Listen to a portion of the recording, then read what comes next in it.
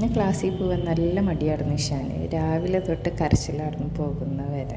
പിന്നെ ഒരു കണക്കിന് പറഞ്ഞു വിട്ടു. പോകാൻ നേരത്ത് പറഞ്ഞു അച്ഛനും അമ്മയും എൻ്റെ സ്കൂളിലേക്ക് വന്നോളോട്ട് എന്നെ പിക്ക് ചെയ്യാമെന്ന് വെച്ചിട്ട്.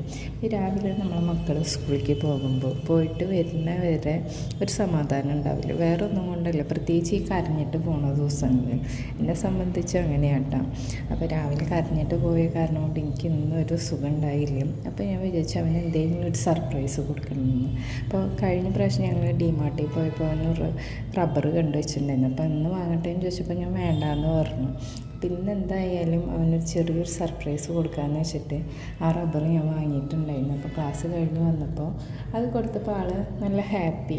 നമ്മളെ കൊണ്ട് പറ്റുന്ന കുഞ്ഞി ഗിഫ്റ്റ് ആണെങ്കിലും നമ്മളുടെ മക്കൾക്ക് ഇടയ്ക്ക് ഒരു സർപ്രൈസ് രൂപേണ അത് കൊടുത്തു കഴിഞ്ഞാൽ അവരും ഹാപ്പിയാണ്.